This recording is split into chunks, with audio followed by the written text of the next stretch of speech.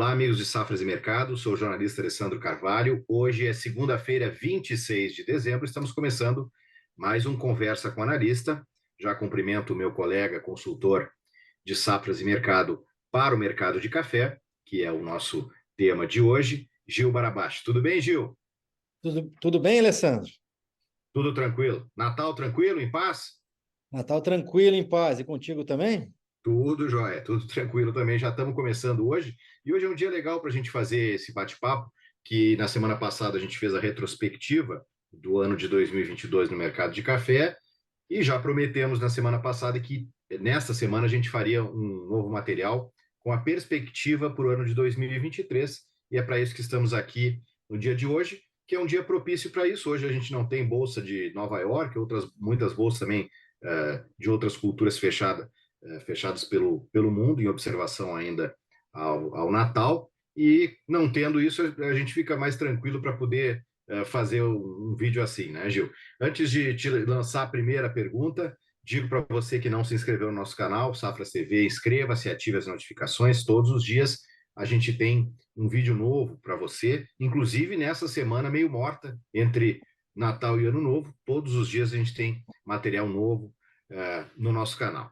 Entre em safras.com.br, conheça a plataforma de Safras, peça uma demonstração gratuita. Todas as informações sobre o mercado de café e outros mercados agropecuários temos lá, inclusive cursos, palestras do Gil e dos nossos outros consultores, entre todo o material que temos de consultoria e da nossa agência Safras também. Bom, Gil, a grande pergunta, que é uma pergunta difícil, eu sei disso, o mercado de café termina o ano de 2022, como a gente falou, com um cenário de queda nas cotações, que foi bem abrupta desde outubro, principalmente, como a gente falava.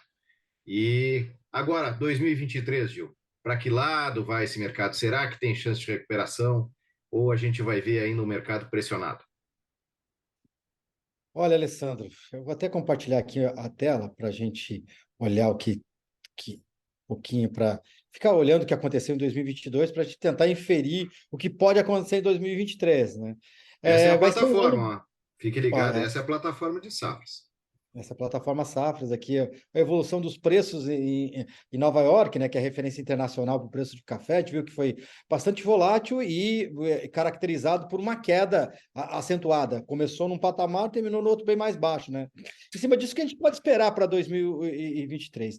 É interessante a gente notar que são dois pontos que devem direcionar o mercado de café em 2023. Um financeiro e o outro fundamental. E os dois estão passando por um processo de transição, de mudança, né? Então, a gente tem uma mudança no cenário financeiro internacional, né?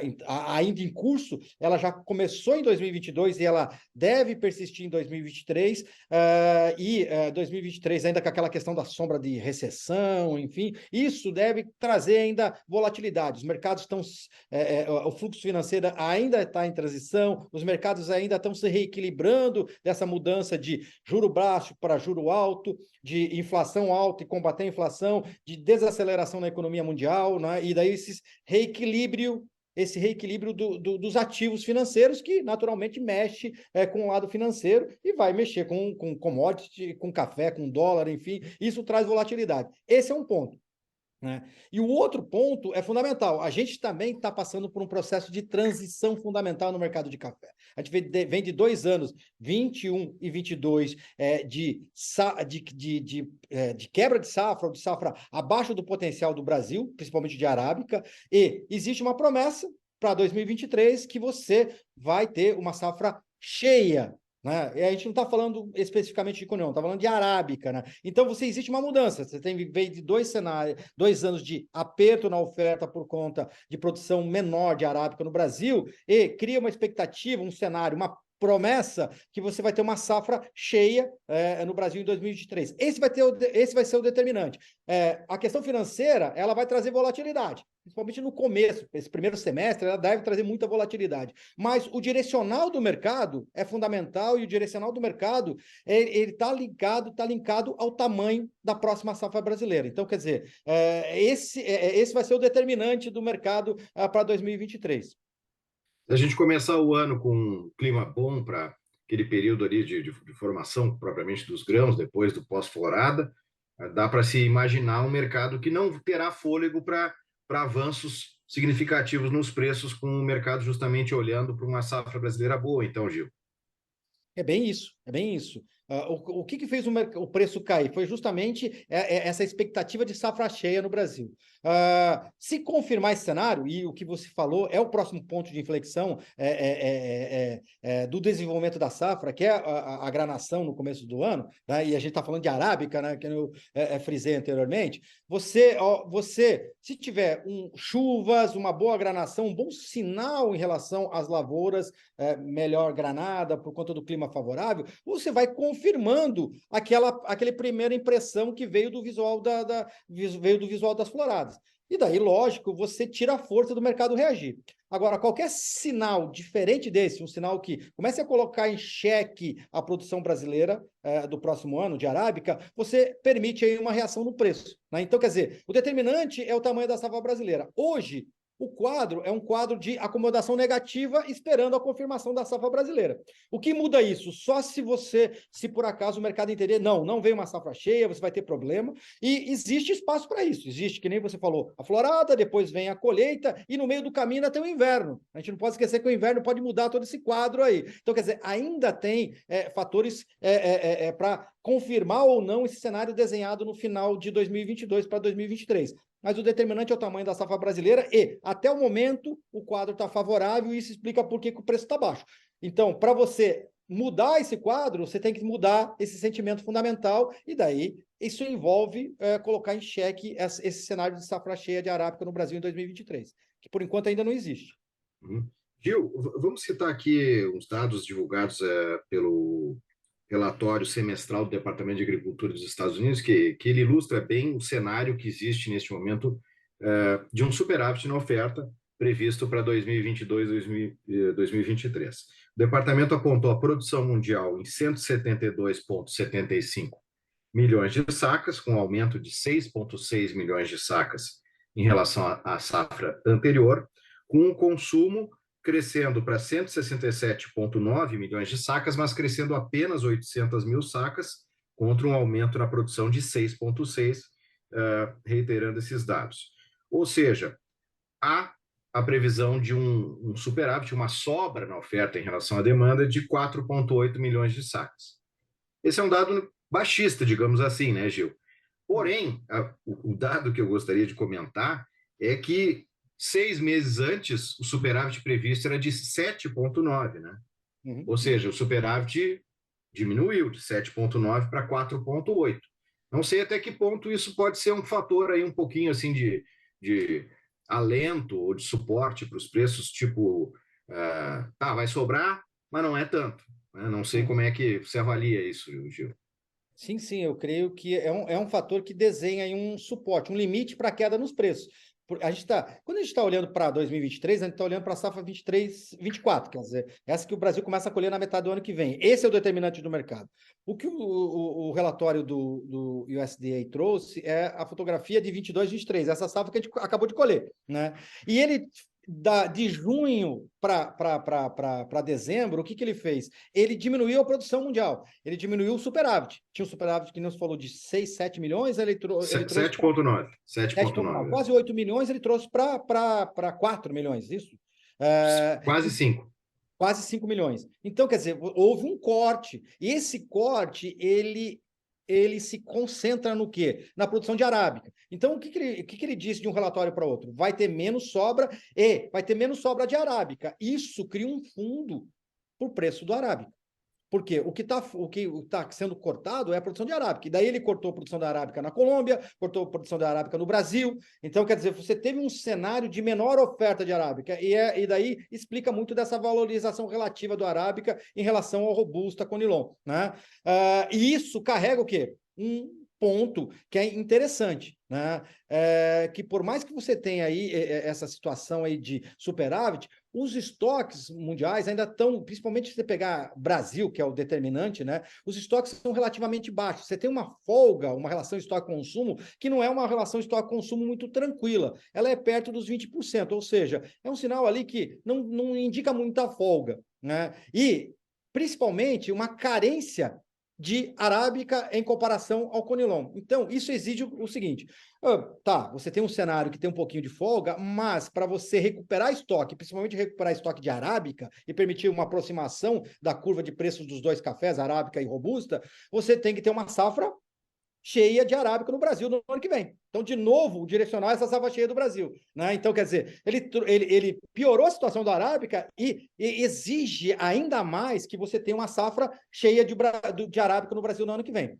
Para o quê? Para recompor esse estoque, para voltar aquele equilíbrio de preços com o robusta mais próximo do arábica, ou seja, tentar voltar um pouco à normalidade. A gente viveu 2 anos de anormalidade no mercado de café. Né? Então, o que se espera para 2023 é que você volte a essa normalidade em termos de preço e em termos de diferença de cotação entre o arábica e o conilon. E isso tudo depende do tamanho da próxima safra brasileira. Por isso é o determinante no mercado. Né? E a aposta ainda, a gente olhando a curva de Nova York, né, que esse fator ajuda você a desenhar um fundo, né? Não cai aqui para baixo porque você tem uma situação de aperto de arábica no mundo. Por outro lado, o mercado não sobe porque você tem uma esperança, né, uma projeção de que vai ter uma safra cheia. E é esse o determinante do mercado. Ele criou um fundo, mas tem dificuldade de subir. E os primeiros meses do ano que vem, com florada e o desenho da próxima safra brasileira, como é que ele vai se desenvolver, pode ajudar a quebrar uma dessas linhas aí. Certo. O fundo seria mais ou menos aí entre 1,60 e 1,70, Gil? Sim, Na você Bolsa de viu que o Nova York? mercado ele chegou a flertar com 1,50, né? Isso. Chegou próximo dos 1,50, daí ele, no exagero daquela ânsia, vai ter café, fundo saindo de uma posição comprada, indo para uma posição vendida, que a gente falou até no vídeo anterior, né? Então, quer dizer, o mercado deu uma exagerada. Depois ele procurou o quê? Vamos procurar um outro patamar. Ele procurou acima de 160.